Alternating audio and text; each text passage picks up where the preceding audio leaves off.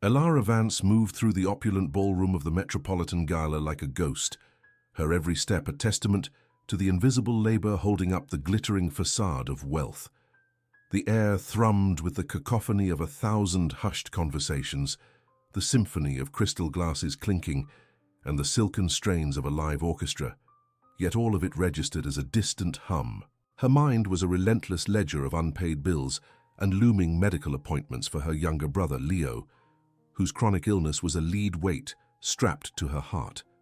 She was 22, but the worry etched around her eyes made her seem years older, her dark hair pulled into a severe bun that mirrored the tightness in her chest.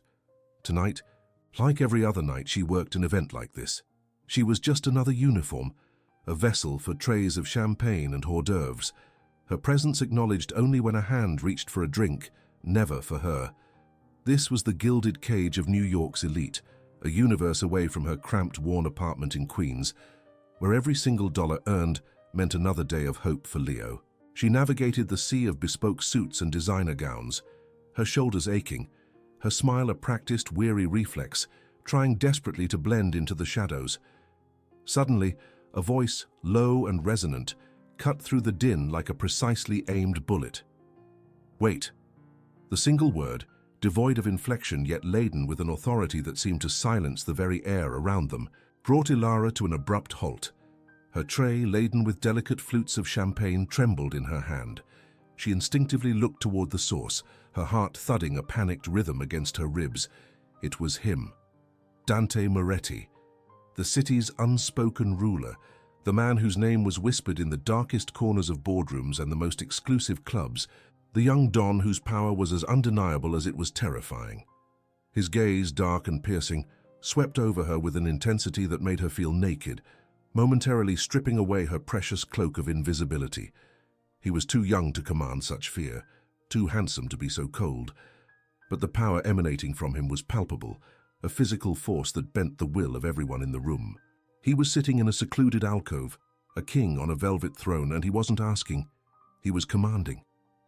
Elara felt a chill creep up her spine, a premonition of something irrevocably changing, even as she tried to dismiss it as mere nerves. She held her breath, waiting for a dismissal, an order, anything, but he simply watched her for 3 long, agonizing seconds before a flicker of his eyes indicated she could move on. The moment was over, but the feeling of being pinned by his gaze lingered like a brand on her skin. The unsettling encounter was soon overshadowed by a more immediate threat. As Elara refilled her tray and navigated past a group of boisterous, laughing guests near the grand staircase, a man with a flushed face and glassy eyes reached out and grabbed her arm, his fingers tightening painfully. "Smile for me, doll face," he slurred, his grip like a vice, pulling her closer. His breath was hot and reeked of expensive whiskey.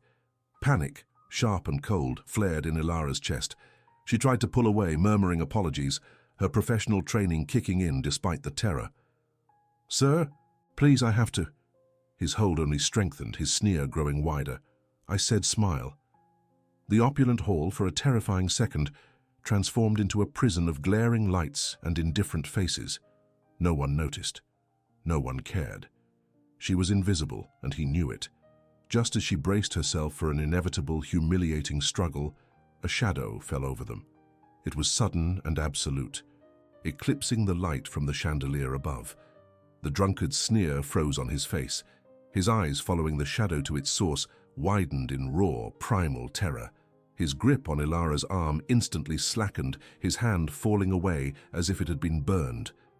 It was Dante Moretti. He hadn't said a word.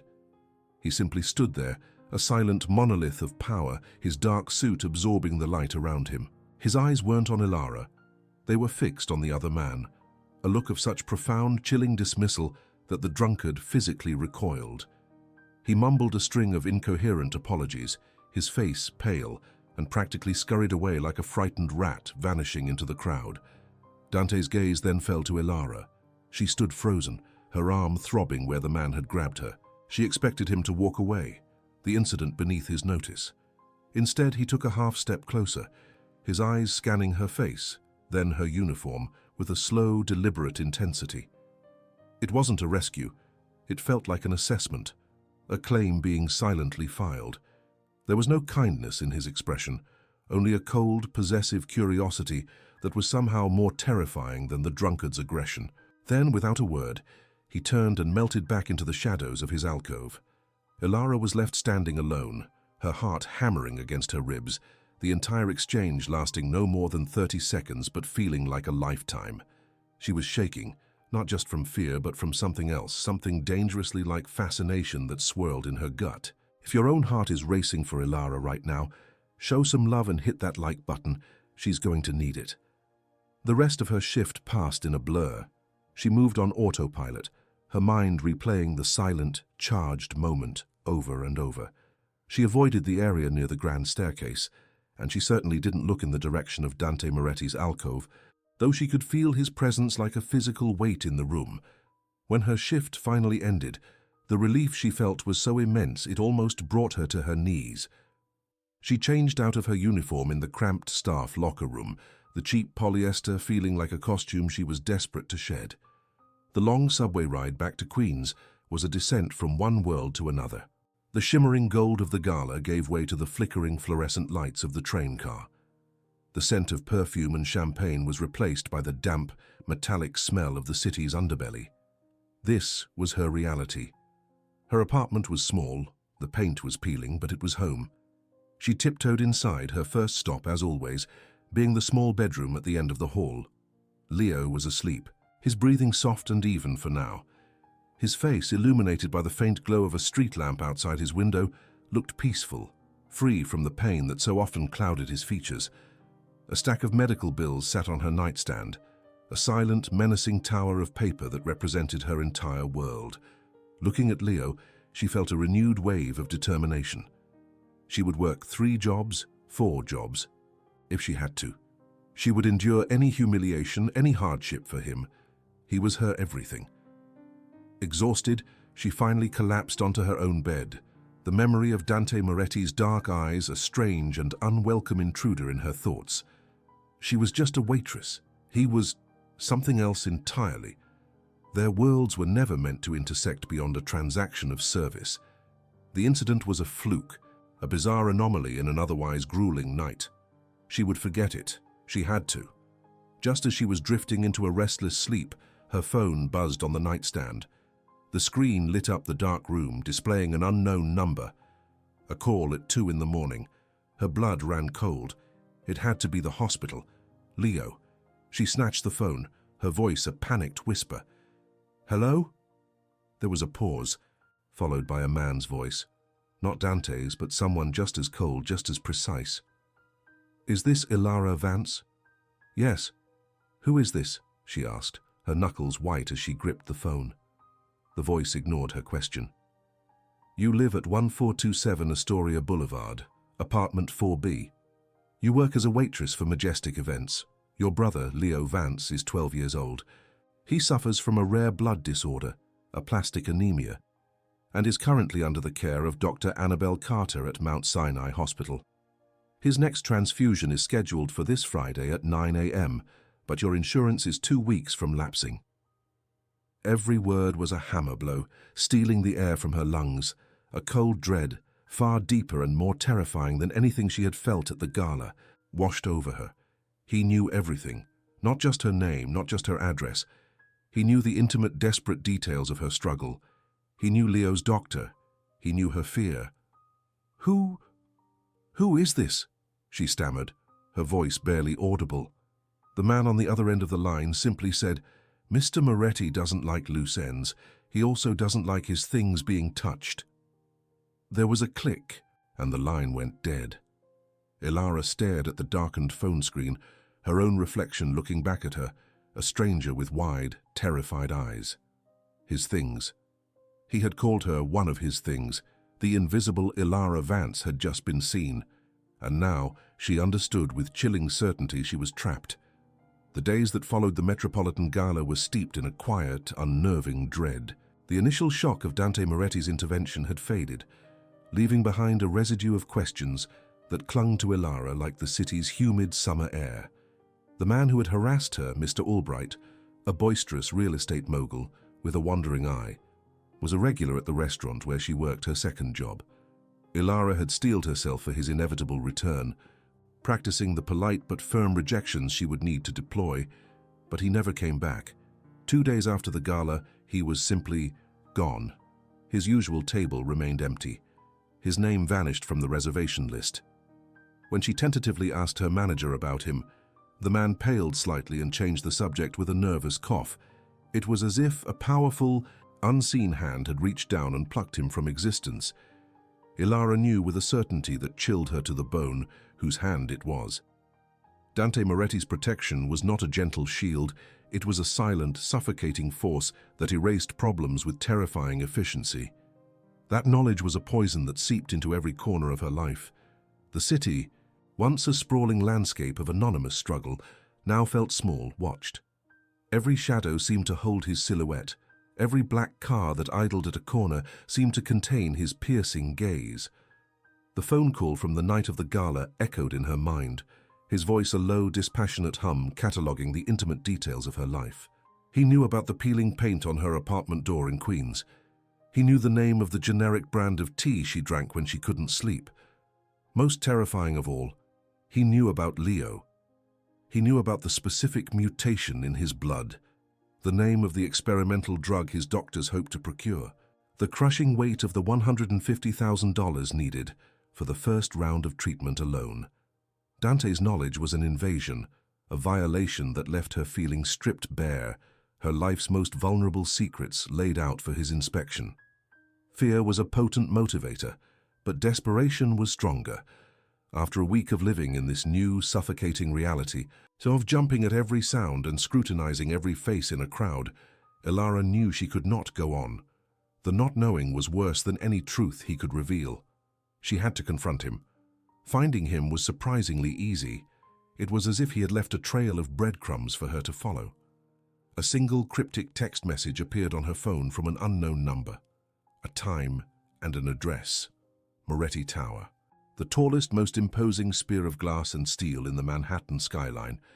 If you are struggling with this injustice and feel Elara's rising fear, give this a like so we know her story is being heard.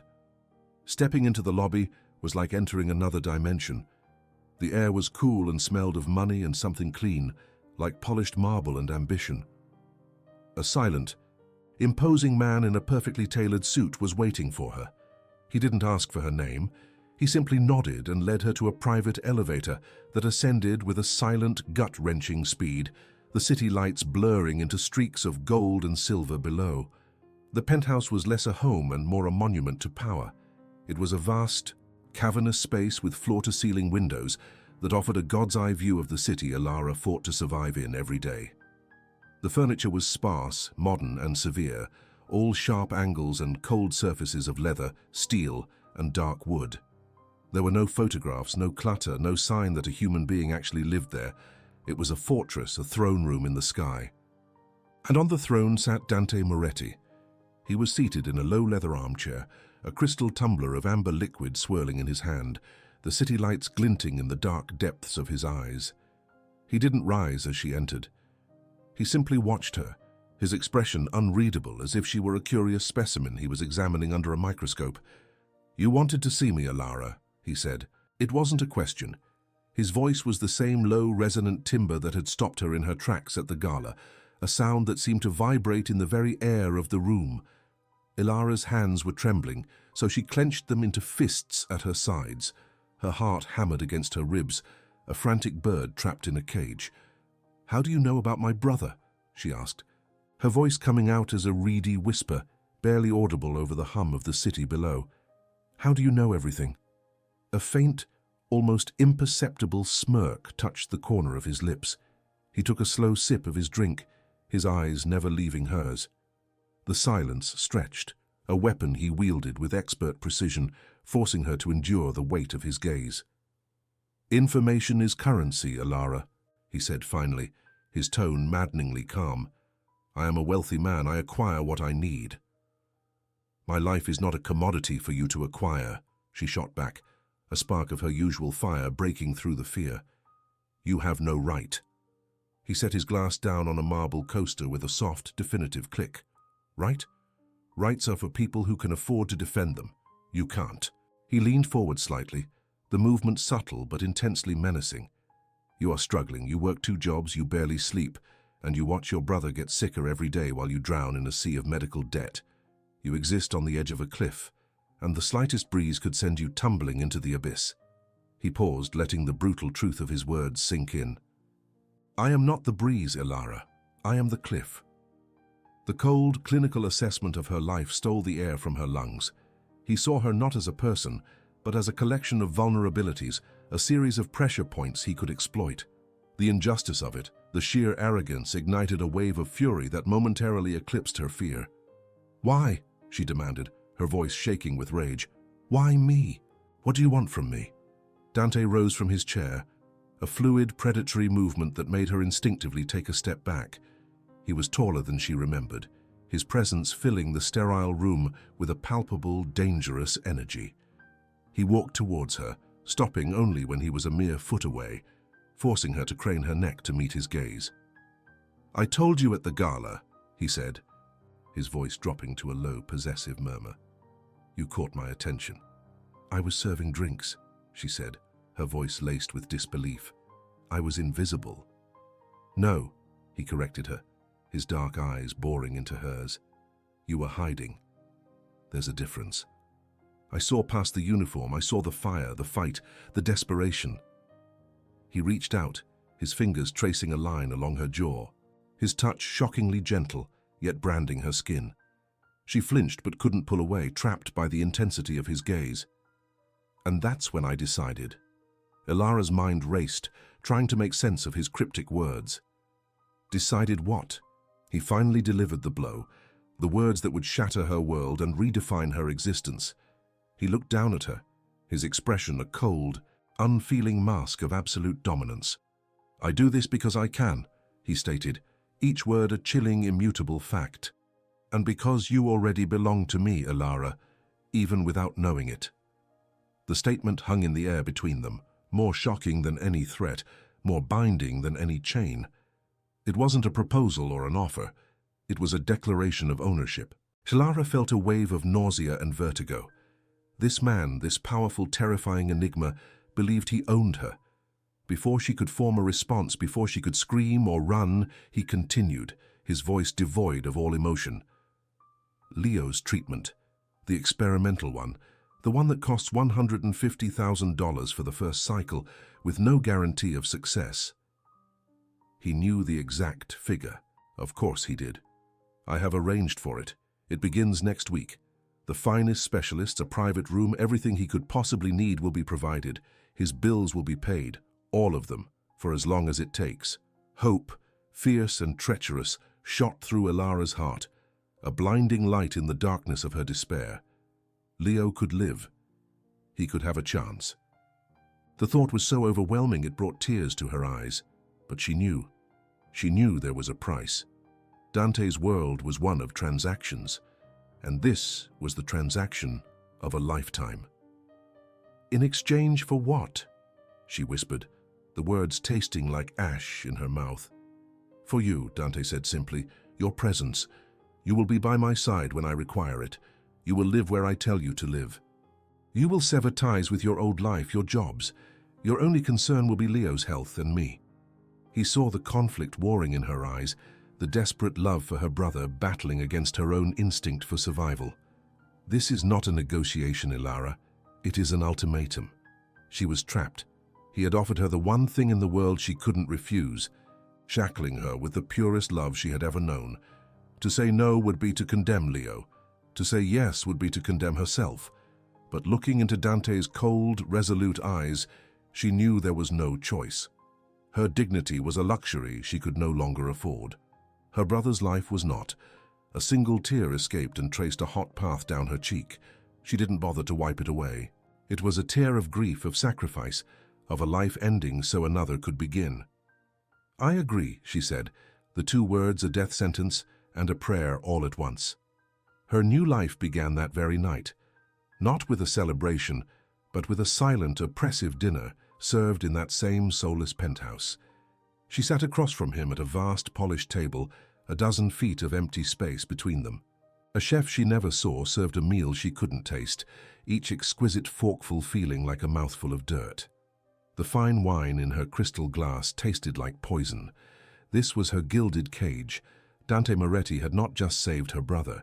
He had purchased her soul, and every luxury he provided was just another bar on the prison he was building around her. She was no longer invisible. She was his. And as she looked out at the glittering, indifferent city below, she had never felt more alone. The weeks that followed bled into a surreal routine, a life suspended between a gilded cage and a waking nightmare.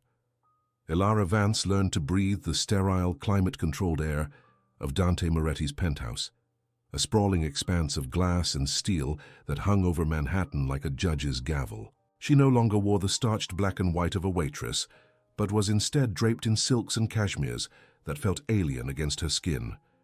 Each morning, a rack of clothing would appear in her suite, curated by an unseen stylist, pieces from designers whose names she had only ever read in magazines she couldn't afford.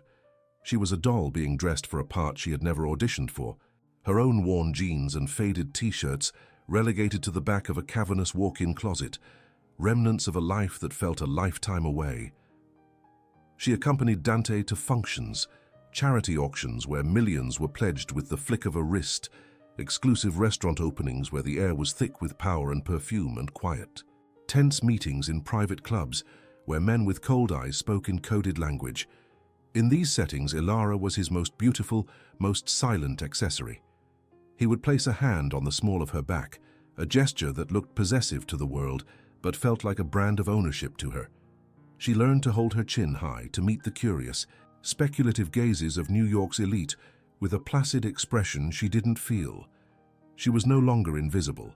She was an enigma, the Don's mysterious woman, a subject of hushed whispers. But in her heart, she felt more erased than ever, her identity swallowed by his shadow. The most agonizing part of her new existence was the dinners. Almost every night, they would eat together at the long, polished mahogany table in his dining room, the glittering city lights spread out below them like a carpet of fallen stars. The first few times, the silence was a weapon, thick and suffocating. Elara would focus on the exquisite food prepared by his private chef, each bite a reminder of the bargain she had made, a trade of her soul for Leo's health. Dante would simply watch her, his dark eyes unreadable, assessing. He was never cruel, but his quiet, predatory stillness was more unnerving than any overt threat. Slowly, however, the silence began to fracture. He would speak, not of his illicit world, but of art, of history, of global finance. His mind was a sharp, brilliant thing, and Elara found herself, against her will, drawn into conversations that were more intellectually stimulating than any she'd ever had. She saw the strategist behind the monster, the calculating mind that kept a dozen steps ahead of everyone else. It was terrifying, but it was also fascinating. A dangerous fascination began to bloom in the barren soil of her fear. One evening she mentioned offhandedly that Leo loved astronomy, that he used to dream of visiting a real observatory. Dante said nothing, merely arching an eyebrow. 3 days later, a package arrived for Leo at the hospital. It was a state-of-the-art telescope, powerful enough to see the rings of Saturn from a city rooftop, along with a handwritten card from a world-renowned astrophysicist inviting him for a private tour of Columbia University's observatory as soon as he was well enough. There was no note from Dante, no acknowledgement. The gesture was both incredibly considerate and deeply unsettling. Another invisible string he had attached to her family. This flicker of something other than cold possession began to complicate the clean lines of her hatred. She started watching him, searching for cracks in his marble facade. She noticed the way he would sometimes stare out at the city, a profound loneliness in his gaze. She saw the tension in his shoulders when he took a call in Italian, his voice dropping to a low, lethal growl. She was living with a man who was equal parts predator and patron, and the contradiction was tearing her apart. Fueled by a desperate need to reclaim some piece of her own story, Elara began to search. In the dead of night, when the penthouse was still and Dante was in his office, she would use the sleek silver laptop in her room to delve into the past. Her fingers trembled as she typed the name, Arthur Vance, the man her mother had mourned, the father she barely remembered, lost in a supposed factory accident 15 years ago. The official records were a dead end, a simple death certificate and a closed case file. But this was Dante Moretti's world, a world of secrets and shadows, and she now had access to its tools. If you're a ghost, she thought, you learn how to hunt for other ghosts. She started digging into corporate archives, old news reports, anything from that time period. She spent hours scrolling through microfiche scans of old newspapers, her eyes burning from the screen's glare. Then she found it. A small, buried article in a business journal from 16 years ago.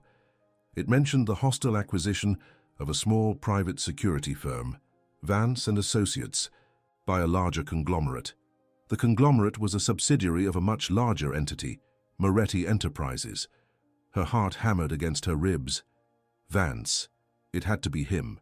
She kept digging, cross-referencing names, dates, locations. Finally, after a week of frantic clandestine searching, she found a grainy, low-resolution photograph from an old corporate retreat. A group of men in ill-fitting suits stood smiling for the camera, and there in the back row was a younger man with her eyes, her smile. Arthur Vance, her father. He was alive in this picture, a year after he had supposedly died. The air left her lungs. Her father hadn't died in an accident. He had been connected to the Moretti family. He had disappeared. The world tilted, the carefully constructed walls of her reality crumbling to dust. Her entire life, her grief, her struggle, it was all built on a foundation of lies. And the man sleeping just down the hall, the man who was keeping her brother alive, was somehow at the very center of it all. The tension in the penthouse became unbearable. Elara felt as if she were walking on a wire stretched over a canyon. Every dinner was an act of supreme control, forcing herself to eat, to speak, to breathe normally, while a storm of questions raged inside her. She felt Dante's eyes on her constantly, and now his gaze felt different. It felt knowing. She had the chilling sensation that he wasn't just watching her. He was watching her discover the truth, perhaps even guiding her toward it. He was manipulating not just her present, but her past as well. The breaking point came on a cool Tuesday evening. She was staring out the window, tracing the path of a helicopter as it sliced through the night sky, when Dante spoke from behind her. His voice was soft, dangerously calm. "Finding what you're looking for, Elara." She spun around, her heart seizing in her chest. He was standing by the bookshelf, swirling amber liquid in a crystal glass, his expression a mask of detached curiosity. There was no accusation in his tone, but the question was a perfectly aimed dagger. He knew. Of course he knew. She had been a fool to think she could hide anything from him in his own fortress. She couldn't speak, her throat tight with a mixture of terror and fury. He took a slow sip of his drink, his eyes never leaving hers. "Security is a fascinating business," Dante said, his voice a low murmur that seemed to fill the vast room. "It's all about anticipating your opponent's moves, seeing the path they will take before they even know they're on it." He placed his glass down with a soft click, the sound echoing in the silence. He took a step toward her, closing the space between them until she could feel the heat radiating from his body. Some paths, however, are best left unwalked. His warning hung in the air, a clear and undeniable threat. But it was too late. She had already walked the path. She had found the ghost. And now she needed the man who had created him to tell her why. Her fear was still there, a cold knot in her stomach. But for the first time it was eclipsed by a burning, all-consuming need for the truth. He must have seen the shift in her eyes, the defiance solidifying out of her terror. A flicker of something, respect, annoyance, crossed his face before it was gone. "Dinner is at 8 tomorrow, Dante stated, his voice now devoid of any emotion. "We have much to discuss." He paused, letting the weight of his words settle upon her. "It's time you learned the truth about your father." The silence in Dante Moretti's penthouse was a living thing, a predator that coiled in the vast, empty spaces between the floor-to-ceiling windows and the minimalist black leather furniture. It swallowed the sounds of the city far below leaving only the clink of Elara's fork against her plate, a sound that felt as loud as a scream. The food was exquisite, a symphony of flavors she couldn't taste, arranged on porcelain that was likely worth more than her brother's next round of treatment. For weeks, these dinners had become their ritual, a tense performance of civility in her gilded cage. He would watch her, his dark eyes unreadable, and she would eat, each bite a reminder of the price of Leo's life. Tonight, the air was different, thicker. He hadn't spoken for 10 minutes, simply swirling the amber liquid in his crystal tumbler, the ice cubes chiming like a funeral bell. Elara kept her gaze fixed on the pan-seared scallops, trying to will her hands to stop trembling. She could feel his stare on her, dissecting her, searching for cracks in the composure she fought so hard to maintain. "Arthur Vance," he said, his voice a low, casual murmur that sliced through the quiet. The name hit her like a physical blow. The fork slipped from her numb fingers, clattering against the plate with a sharp, piercing sound. The world tilted, the glittering skyline of Manhattan blurring into a smear of indistinct lights. She lifted her head slowly, her heart a frantic drum against her ribs. Arthur Vance, her father. The man whose faded photograph sat on her nightstand, a ghost she had mourned for 15 years. "What did you say?" she whispered, her voice a fragile thread. Dante took a slow sip of his drink, his eyes never leaving hers. There was no pity in them, only a cold, dispassionate observation. "I said, Arthur Vance, you should eat your scallops, Elara, they're getting cold." "What about him?" she pressed, the words catching in her throat. A wild, impossible hope flared in her chest, so bright it was painful. "How do you know his name?" He set the glass down with deliberate precision. "I know it because he is not dead." The world stopped. The air in her lungs solidified. The impossible hope died, replaced by a suffocating, icy dread. "No," she breathed, shaking her head. "No, you're lying. He died. There was an accident. A construction site." The story she had clung to since she was a child, the narrative of a tragic, blameless loss, crumbled into dust around her. "There was no accident," Dante stated, his voice devoid of emotion. "He was an enforcer, a low-level one but ambitious. He worked for my father. He made a mistake, a costly one. He chose to run instead of paying the price." He paused, letting the weight of his words settle on her. "He's been living under an assumed name in Montana for the last 15 years, a ghost of his own making, a fugitive Elara. From me." The truth was a poison seeping into every part of her. The man who had saved her, the man providing for Leo, the man whose touch sent a confusing fire through her veins. He was the reason, the architect of her broken family, the monster who had haunted her father's life and stolen him from her. The love, a dangerous, terrifying feeling she had been trying to deny, collided with a wave of pure, visceral hatred so intense it made her dizzy. She shot to her feet, the chair scraping violently against the polished floor. "You!" she choked out, her entire body trembling with a rage she had never known. "It was you. All of it. You knew who I was that night at the gala. You knew everything." "Yes," he said, his calmness a stark contrast to her storm. "I knew. And you let me believe he was dead. You let me grieve for a man who was alive, a man you were hunting." Tears streamed down her face now, hot and useless. "Why? Why do this to me? To my family?" He rose from his chair, his tall frame eclipsing the city lights behind him. He moved toward her, not with menace, but with the slow, inexorable certainty of a predator closing in. "Your father made his choices. I make mine. This has nothing to do with cruelty, Elara. It is about order. It is about consequences." "Consequences?"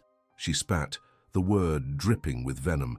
She wanted to hit him, to claw at that handsome, impassive face until she saw a flicker of the pain that was tearing her apart. "You call destroying a family a consequence. You sit here in your palace in the sky, playing God with people's lives, and you talk to me about order."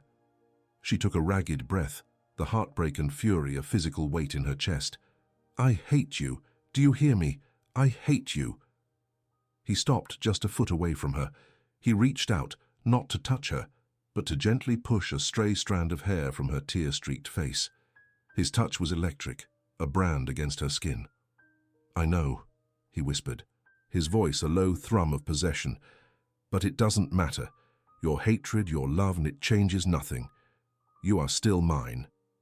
Later that night, the city's elite were gathered once more, this time for a charity auction at the museum. The air was thick with the scent of expensive perfume and the low hum of powerful conversations.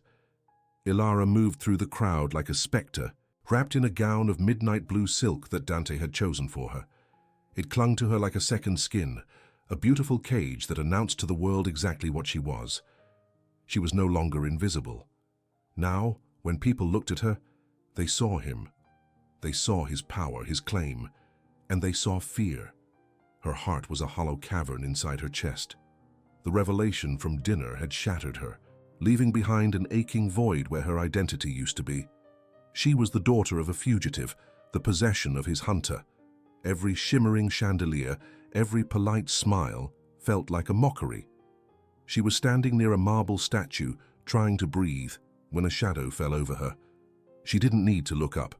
She could feel his presence, a magnetic pull that was both a comfort and a torment. He stopped beside her, his gaze sweeping over the crowd before settling on her.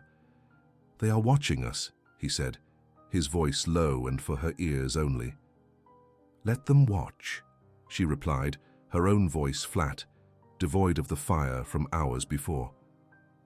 The fight had gone out of her, replaced by a cold, weary resignation. Without another word, his hand found the small of her back, a firm, possessive pressure that sent a shiver through her. He guided her toward the center of the grand hall, where a space had been cleared for dancing. The orchestra was playing a slow, haunting melody. As they reached the edge of the dance floor, he turned her to face him. His dark eyes held hers, a silent storm of emotions she couldn't begin to decipher. His hand moved from her back to her waist, pulling her flush against him. The entire room seemed to hold its breath. Conversations died on parted lips. Glasses paused midway to their destination. A sudden, profound silence fell, a vacuum of sound where only the mournful strings of the orchestra remained. Every single eye in that hall was on them. He leaned in, his lips brushing the shell of her ear, his warm breath a stark contrast to the ice in her veins. "Dance with me," he murmured. It wasn't a question. It wasn't the request of a gentleman. It was the same command from that first night, but stripped of all pretense. It was a growl of ownership, a warning to her and to the entire world. "This is mine. Do not touch. Do not interfere." In that frozen moment, with hundreds of pairs of eyes burning into her, Elara Vance finally understood. In Dante Moretti's world, love and possession were not two different things. They were the same terrifying, all-consuming force. Her father had tried to escape it and had lost everything. She was trapped within it. The image of them locked in this silent public battle of wills would be seared into the memory of everyone present. She could fight. She could pull away, scream, make a scene that would confirm her as his prisoner, or she could accept. She looked into his dark, unyielding eyes, seeing the man who had destroyed her past and now held her future. She saw the monster, the protector, the captor, the savior. With a slow, deliberate breath, she lifted her hand and placed it on his shoulder. She leaned into his hold, her body molding against his as if it belonged there. She had made her choice, not out of love, not out of fear, but out of a stark understanding of this new, brutal reality. As he began to move, leading her in a slow, hypnotic dance in the center of the silent, watching world, Elara Vance stopped fighting the darkness. She had just chosen to dance with it. 3 months, 92 days since the chandeliers of the grand ballroom had borne silent witness to her surrender. Elara Vance stood before the floor-to-ceiling window of Dante Moretti's penthouse, the sprawling, glittering expanse of Manhattan laid out before her like a carpet of fallen stars.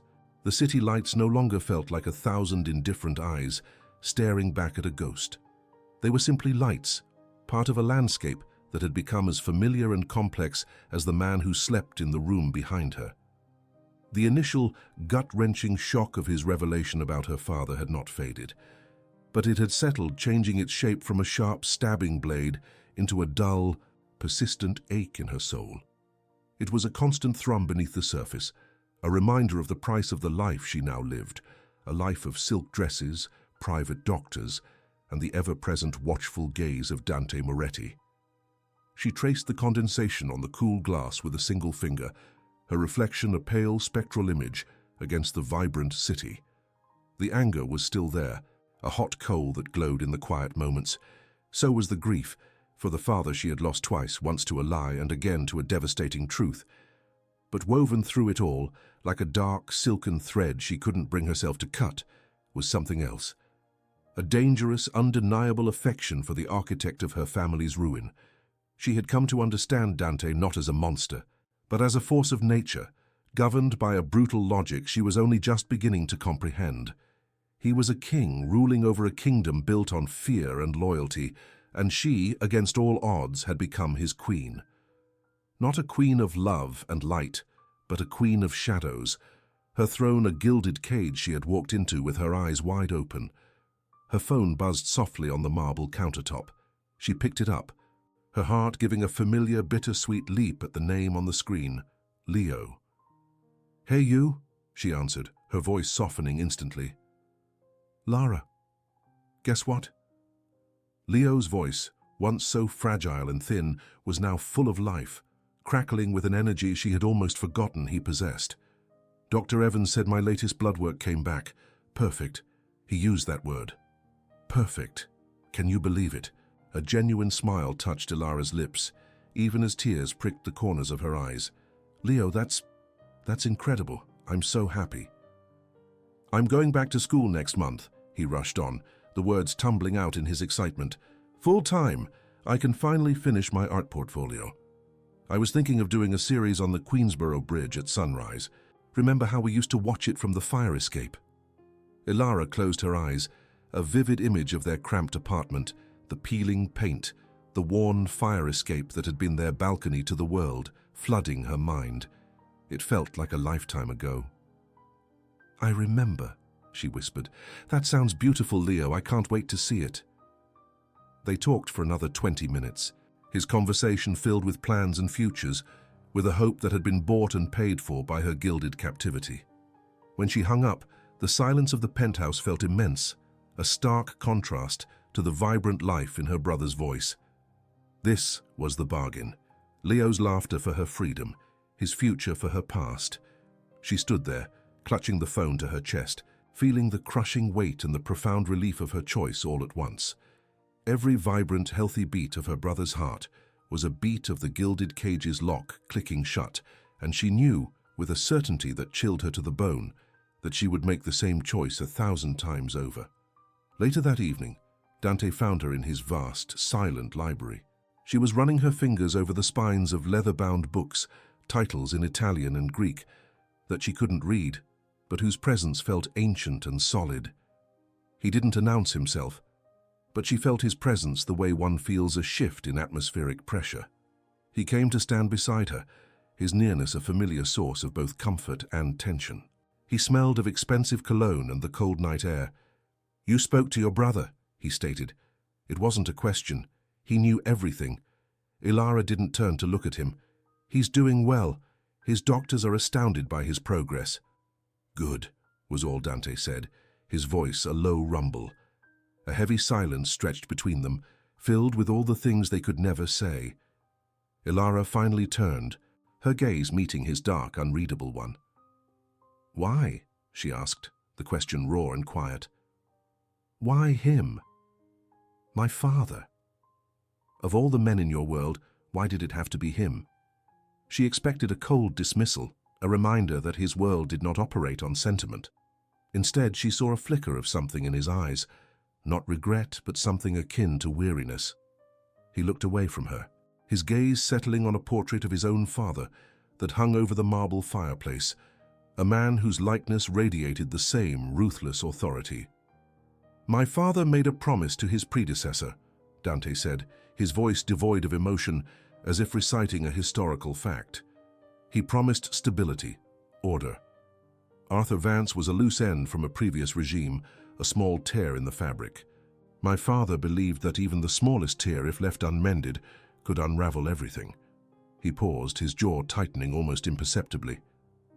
I inherited his promises, Elara, along with his enemies. It was never about your father. It was about a debt I was born to pay. In that moment, Elara saw him not as the all-powerful Don, but as a man also trapped in a cage, one forged long before his birth. His was a prison of legacy, of blood and obligation.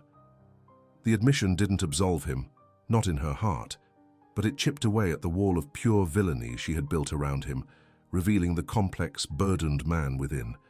She had seen his power, his ruthlessness, his possession, but now for the first time she was seeing the price he paid for it. She found an unexpected strength in that understanding.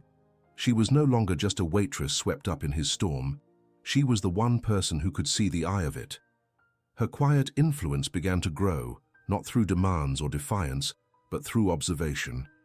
She would sit in on his meetings, a silent presence in the corner of the room, and later she would offer a single comment. "That man doesn't fear you, Dante," she might say. "He resents you, there's a difference." Or, "That investment seems too clean. The people proposing it are hiding something." Dante, to the astonishment of his most trusted men, would listen. He began to value her perspective, her ability to see the human element, the emotional currents that he, in his world of power and violence, often overlooked. She was not his victim. She was his counsel, his confidant, the one person whose loyalty wasn't bought with money or forged in fear. The resolution was never a fairy tale. There were no declarations of pure, untainted love, no magical erasure of the past. Their bond was forged in darkness, built on a foundation of tragedy and necessity. But it was real. Her life was a paradox, a beautiful prison where she held a strange and undeniable power. She managed his charitable foundations, turning his blood money into something that healed, a quiet act of rebellion and redemption that he allowed without question. She was Elara Vance, the woman who had once been invisible, now an integral, undeniable part of Dante Moretti's life. She was the quiet beat of his conscience, the unforeseen consequence of his absolute power. One night, as they stood on the balcony overlooking the city, the cool breeze catching in her hair, his arm came to rest around her waist. It was not the possessive grip of their first dance, but a gesture of familiar, quiet ownership that she no longer fought. He had pulled her into his world, a world of shadows and secrets, but in doing so, he had given her a place where she was finally, irrevocably seen. She had made her choice, not for a prince or a palace, but for her brother's life. And in the silent acceptance of that choice, in the dark and complex tapestry of their shared existence, she had forged her own powerful, dangerous, and undeniable new reality. Love and possession were not separate entities in their world. They were two sides of the same tarnished, priceless coin. And she, Elara Vance, had chosen to hold it in her hand, fully aware of its weight.